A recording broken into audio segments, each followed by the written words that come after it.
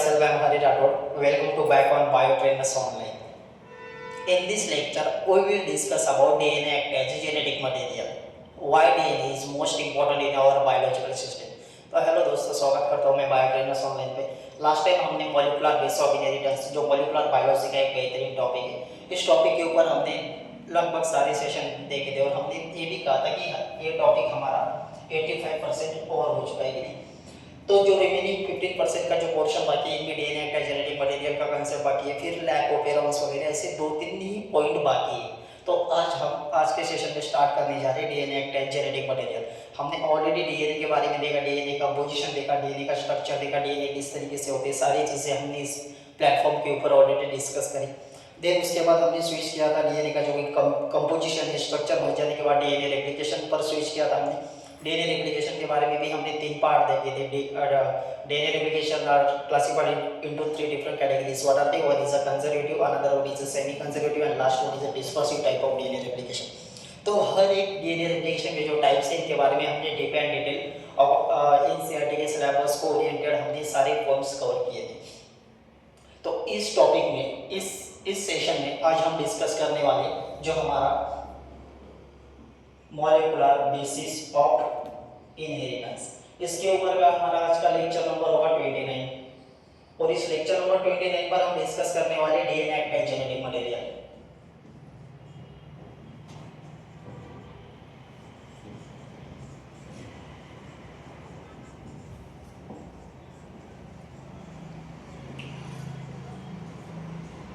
DNA act genetic material. जी हमें पता है कि आरएनए के बारे में हम कहते हैं कि आरएनए जो प्रीवियस टाइम था, आरएनए ही एक्ट होता है जेनेटिक मटेरियल लोअर ऑर्गेनिज्म में।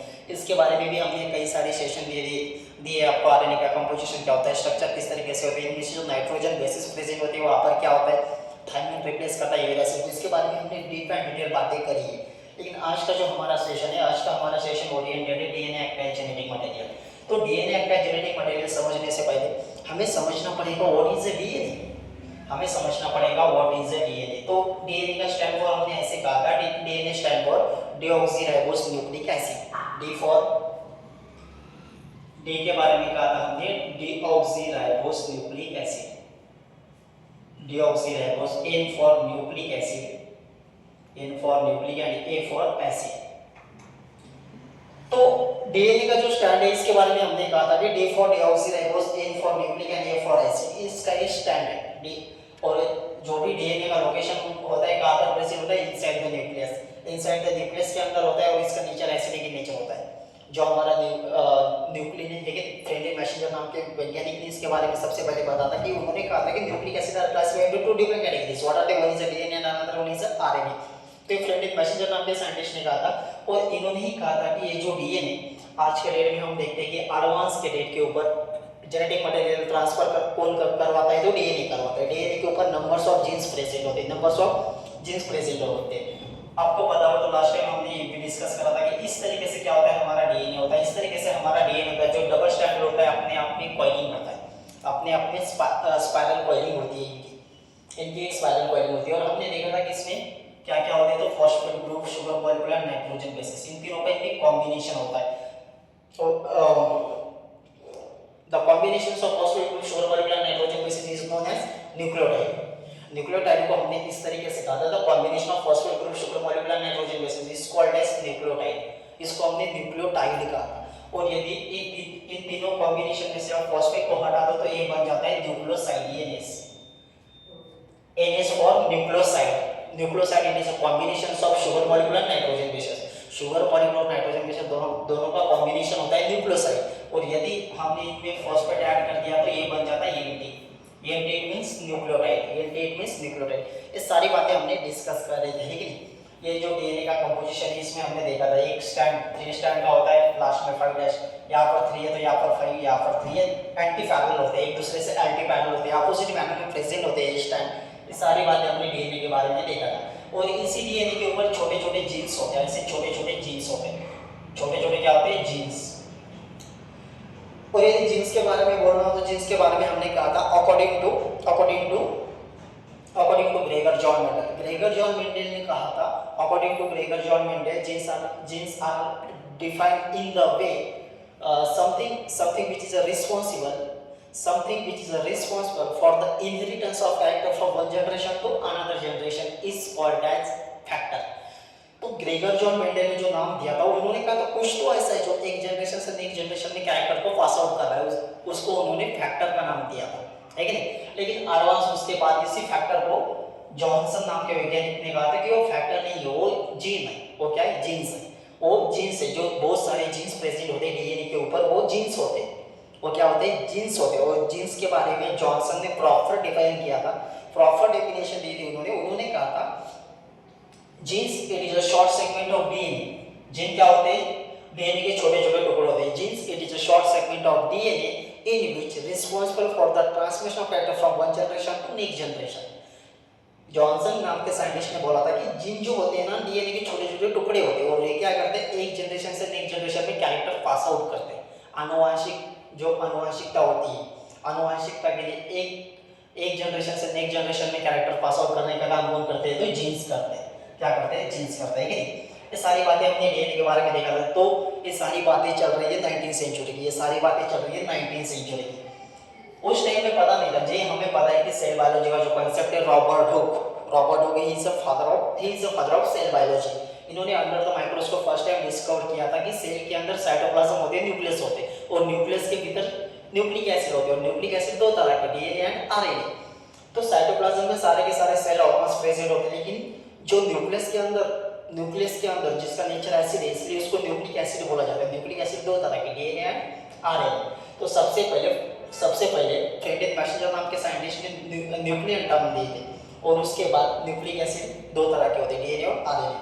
तो यही डीएनए को लोगों को ये पता नहीं था कि जेनेटिक मटेरियल एक्ट करके कौन हो रहा है, who is the responsible for the transmission of character from one generation to next generation. एक जनरेशन से नेक्स्ट जनरेशन में कैरेक्टर एक्चुअली ट्रांसमिट कौन करवा रहा है, ये सब किसी को पता नहीं था। 19वीं सेंचुरी तक किसी को ही पता नहीं था, 19वीं सेंचुरी तक। उसके बाद ये कंसेप्ट आया डीएनए एज जेनेटिक मटेरियल।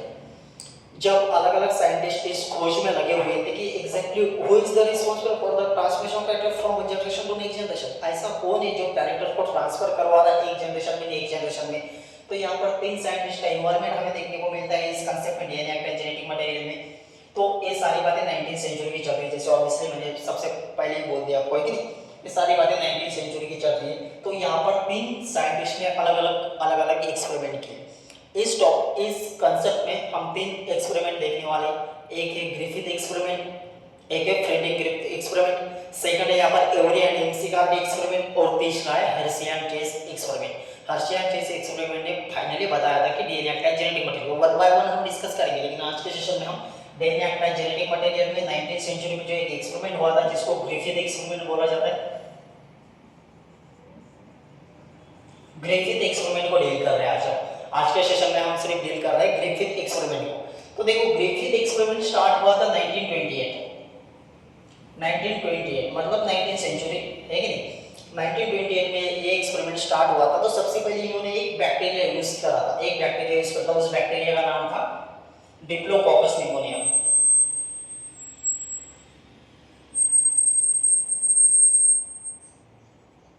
उस बैक्टीरिया का नाम था डिप्लोकोकस निमोनिया। तो ये बैक्टीरिया इन्होंने यूज किया था, इस बैक्टीरिया की स्ट्रेन इन्होंने यूज करी थी, डिप्लोकोकस निमोनिया। अब ये डिप्लोकोकस निमोनिया की जो स्ट्रेन थी ये बहुत डेंजर थी, पैथोजेनिक थी, वायरुलेंट थी, है कि नहीं। और डेंजर थी, पैथोजेनिक थी, वायरुलेंट थी और हार्मफुल थी। तो आपको पता है कि जो सारे मॉलिक्यूलर बायोलॉजी के सारे एक्सपेरिमेंट जो होते हैं, मॉलिक्यूलर बायोलॉजी हो, बायोटेक्नोलॉजी हो, जेनेटिक्स हो, इनमें सारे एक्सपेरिमेंट चूहे के ऊपर किए जाते हैं, माइस, ठीक है। जो चूहे होते हैं इसके ऊपर सारे एक्सपेरिमेंट किए जाते हैं। तो इनमें से पहला एक्सपेरिमेंट है ग्रिफिथ एक्सपेरिमेंट जो 1928 में हुआ था। और यहाँ पर बैक्टीरिया के स्ट्रेन कौन से थे? Diplococcus pneumonia. तो डिप्लोकोकस निमोनिया को भी इन्होंने 2 कैटेगरी में डिवाइड कर दिया, 2 स्ट्रेन में डिवाइड कर दिया ऑब्वियसली। एक थी ए स्ट्रेन और एक थी R strain, a strain and R strain. अब ये जो ए स्ट्रेन है, ए स्ट्रेन क्या थी? ये पैथोजेनिक थी, वायरुलेंट थी और सबसे इंपॉर्टेंट हार्मफुल थी। ये स्ट्रेन कैसे वायलेंट थी और हार्मफुल थी, ये बहुत ज्यादा हार्मफुल थी। मतलब ये स्ट्रेन हम किसी माइस के ऊपर अप्लाई करते थे, वो उस माइस की सडनली डेथ हो जाती थी, इतना डेंजर था, इतना इसका इफेक्ट तेजी से फैलता था। और दूसरी स्ट्रेन है हमारे पास आर स्ट्रेन। अब ऑब्वियसली इसके अपोजिट होंगे, है कि नहीं। अब ये पैथोजेनिक, तो ये क्या है, ये पैथोजेनिक नहीं थी, वायलेंट थी क्या, नहीं थी, हार्मफुल थी क्या, नहीं थी, ये नॉर्मल थी। मतलब इनसे जो माइस डेड हो रहे थे, तो इस स्ट्रेन अप्लाई करने के बाद वो रिमेन हेल्दी हो रहे थे, मतलब फ्रेशनेस प्रोवाइड हो रही थी उनको, फ्रेशनेस, मतलब जिंदा तो रह रहे थे, यहाँ पर माइस जिंदा नहीं रह रहे थे, यहाँ पर माइस की सडनली डेथ हो जाती थी, लेकिन यहाँ पर रिमेन हेल्दी हो जाते थे। मतलब पहले जैसे फ्रेश तंदुरुस्त हुआ करते थे, उसके कंपैरिजन में ये स्ट्रेन अप्लाई करने के बाद इससे भी ज़्यादा बेहतरीन तरीके से वो खुद को कंफर्टेबल फील करवाते थे, है कि नहीं। तो ये जो दो स्ट्रेन, 4 चूहे के ऊपर उन्होंने एक्सपेरिमेंट अप्लाई किया, तो देखो ये 4 चूहे हम देख रहे हैं, मतलब 4 बार उन्होंने स्टेप अप्लाई करी थी इस एक्सपेरिमेंट में, 4 बार स्ट्रेन अप्लाई करी थी। सबसे पहले तो उन्होंने क्या किया, एक माइस का पहले वाले माइस पर अप्लाई किया उन्होंने, क्या, आर स्ट्रेन, क्या अप्लाई करा, आर स्ट्रेन। और आर स्ट्रेन आपको बताइए, आर स्ट्रेन क्या है, नॉन पैथोजेनिक है, नॉन वायलेंट है, और ये यूजफुल है। मतलब पहले उस माइस के अंदर, यदि उस माइस के अंदर कुछ डिफेक्टिव होंगे, तो वो खुद को रिमेन हेल्दी वाला फील करवा रहा था, मतलब यहाँ पर वो जिंदा थे, लाइफ थे, रिमेन, या फिर रिमेन हेल्दी भी बोल सकते हैं आप, मतलब यहाँ पर वो जिंदा थे, है कि नहीं। पहले चूहे पर हमने आर स्ट्रेन अप्लाई करी, तो उससे हमें क्या रिजल्ट मिला कि वो जो माइस था रिमेन हेल्दी, मतलब फ्रेशनेस फील कर रहा था वो। और दूसरी जो स्ट्रेन है, सेकंड माइस पर उन्होंने क्या करा, ए स्ट्रेन अप्लाई करी, इस बार क्या करी, ए स्ट्रेन का इक्वेशन क्या है आपको पता है, ए स्ट्रेन क्या है, पैथोजेनिक है, वायलेंट है और हार्मफुल है। ये स्ट्रेन अप्लाई करने के बाद वो जो माइस था वो डेड हो गया, वो माइस क्या हो गया, डेड हो गया। तो ग्रिफिथ एक्सपेरिमेंट को पता चल गया कि जब मैंने पहली स्ट्रेन अप्लाई करी थी, पहले चूहे के ऊपर मैंने आर स्ट्रेन अप्लाई करी, जो आर स्ट्रेन नॉन पैथोजेनिक है, तो ये पहले के कंपैरिजन में ज्यादा फ्रेशनेस इसको मिल गई, तो ये क्या था, जिंदा था। तो दूसरी स्टेप उन्होंने अप्लाई करी, और एक चूहा लिया, उसके ऊपर उन्होंने ए स्ट्रेन अप्लाई करी, तो उसको ये देखने को मिला कि ये मर गया। फिर उसने ऐसा एक लॉजिक लगाया कि ये माइस तो पहले हेल्दी था, लेकिन इसके ऊपर ए स्ट्रेन अप्लाई करने के बाद इसके अंदर के क्या ट्रांसफॉर्मेशन प्रिंसिपल हुए, मतलब कुछ तो एक्सचेंज हुआ होगा इसके बॉडी के अंदर, जिसके कारण ये मर गया, है कि नहीं। और आपको पता है कि ये स्ट्रेन क्या पैथोजेनिक है, बहुत ज्यादा पैथोजेनिक है, मतलब इसके बॉडी में कुछ तो ऐसा इंटर हो गया जिसके कारण इसकी सडनली डेथ हो गई, है कि नहीं। फिर तीसरी स्टेप, वो कंफ्यूज था, वो सिर्फ एक एनालिसिस कर रहा था इसके बारे में कि क्या हो रहा है। साइंटिस्ट लोग ऐसे ही करते हैं, बहुत सारे अलग अलग तरीके के एक्सपेरिमेंट करते हैं, उसके बाद में हमारे सामने एविडेंस लेकर आते हैं, है कि नहीं। फिर उनके आर्टिकल छपते, फिर उनके बाद फाइनली सबमिट करते हैं उनके कॉन्सेप्ट, और with the help of their PhD, उनके पीएचडी के फॉर्म से वो सबमिट करते हैं। तो उसके बाद जो तीसरा चूहा था, तीसरा माइस था, इसके ऊपर इन्होंने क्या किया, तो आगे ये स्ट्रेन अप्लाई करी, लेकिन ये स्ट्रेन के साथ क्या किया, हीट किया। इक्वेशन बहुत ज्यादा इंपॉर्टेंट है, 4 स्टेप। यहाँ पर हम देख रहे हैं कि सिर्फ माइस के साथ आर स्ट्रेन को यूज करा था, तो यहाँ पर हेल्दी मिला हमें। यहाँ पर माइस के साथ ए स्ट्रेन अप्लाई करी जो पैथोजेनिक थी, यहाँ पर वो डेथ हो गया, है कि नहीं। और यहाँ पर क्या करा है, माइस और ए स्ट्रेन यहाँ तक कॉमन है, लेकिन एक एक्स्ट्रा पॉइंट ऐड हो रहा है कि हीट। यहाँ पर उन्होंने क्या करा, हीट अप्लाई करा उसके ऊपर हीट अप्लाई करा। तो ऑब्वियसली वो ऐसा प्रेडिक्ट कर रहा था कि ऑब्वियसली जब मैंने यहाँ पर किया था तो ये मरा था, तो सेम यहाँ पर है, लेकिन एक एक्स्ट्रा है कि हीट, तो ऑब्वियसली यहाँ पर भी मरना चाहिए था, लेकिन ऐसा नहीं हुआ। यहाँ पर मिला रिमेन हेल्दी, मतलब लाइव्स, और फिर से जिंदा रह गया। ये सेम कंसेप्ट है, यहाँ तक ये सेम कंसेप्ट है, यहाँ तक हम देख रहे हैं। इसके बाद हमने इसके ऊपर एक हीट अप्लाई करा, तो ये मरना चाहिए था, लेकिन ये रिमेन हेल्दी, मतलब जिंदा रहने लगा, पहले से भी ज्यादा अपने आप को फ्रेशनेस कंफर्टेबल करने लगा, है कि नहीं। और लास्ट में इन्होंने क्या कहा, इसमें फिर एक कंफ्यूजन इसके बारे में इसके माइंड में ऑलवेज चल रहा था कि जब मैं माइस के साथ आर स्ट्रेन यूज कर रहा हूँ तो ये जिंदा रह रहा है, माइस के साथ ए स्ट्रेन अप्लाई कर रहा हूँ तो ये मर जा रहा है। और जब मैंने माइस के साथ ए स्ट्रेन के साथ साथ जब टेम्परेचर भी अप्लाई करा, ह्यूमिडिटी भी अप्लाई करी, तो भी ये जिंदा है। तो मैं एक काम करता हूँ, दोनों भी स्ट्रेन साइमल्टेनियसली अप्लाई करके देखता हूँ क्या रिजल्ट आता है। ऐसा उनके माइंड में एक बात आई, तो उन्होंने क्या किया, ये जो माइस है, माइस के साथ उन्होंने ये स्ट्रेन भी अप्लाई की, और दोनों भी स्ट्रेन उन्होंने साइमल्टेनियसली अप्लाई की, और इसके साथ हीट भी अप्लाई करा। इसके साथ हीट भी अप्लाई करा। उसको ये तो पता था कि ये एक कॉमन है, यहाँ तक एक कॉमन है, ये देखो यहाँ पर एक माइनस है, ये स्ट्रेन है और हीट यहाँ तक कॉमन है, सिर्फ एक्स्ट्रा आर ऐड किया है।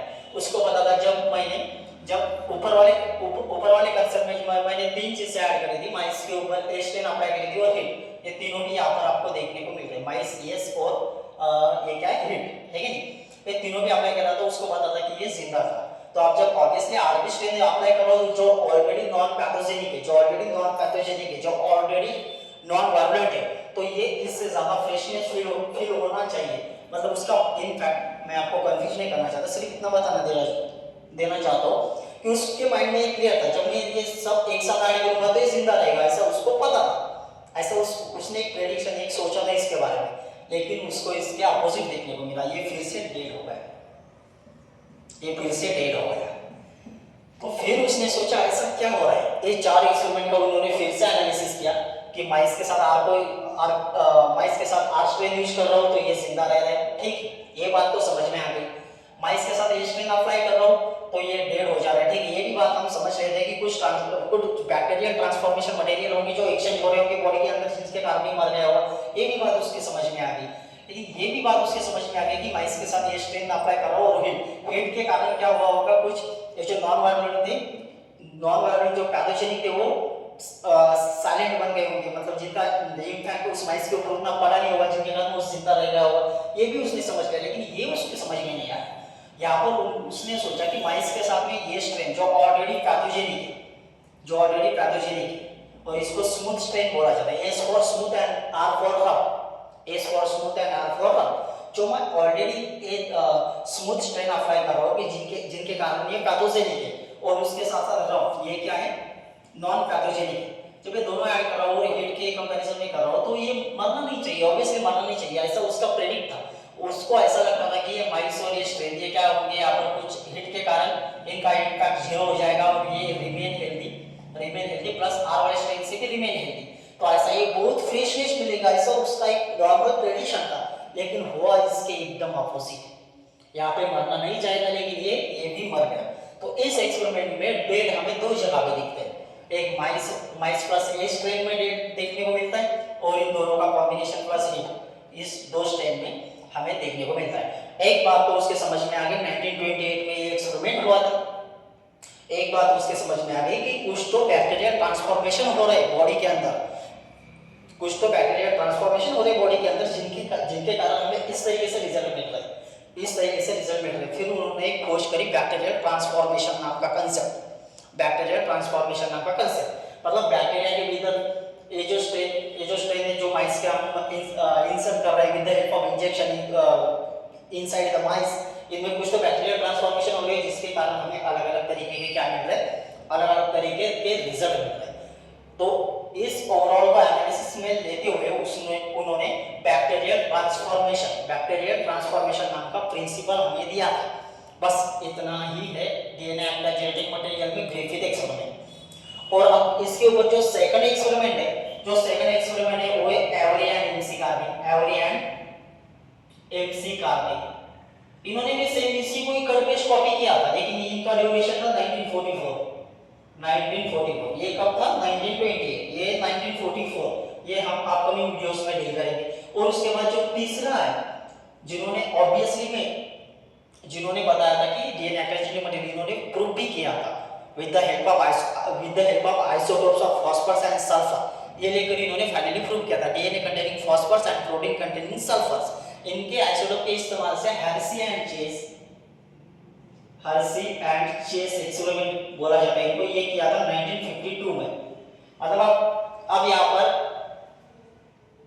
ड्यूरेशन ध्यान में रखो, ग्रिफिथ एक्सपेरिमेंट हुआ था 1928 में, every and MC Karbi experiment हुआ था 1944 में, और ये था 1952 में। तो अपकमिंग वीडियो में हम इसके ऊपर बात करेंगे। Thank you so much for watching. यदि लेक्चर्स अच्छे लगते हैं तो लाइक सब्सक्राइब करते रहिए। Thank you so much for watching.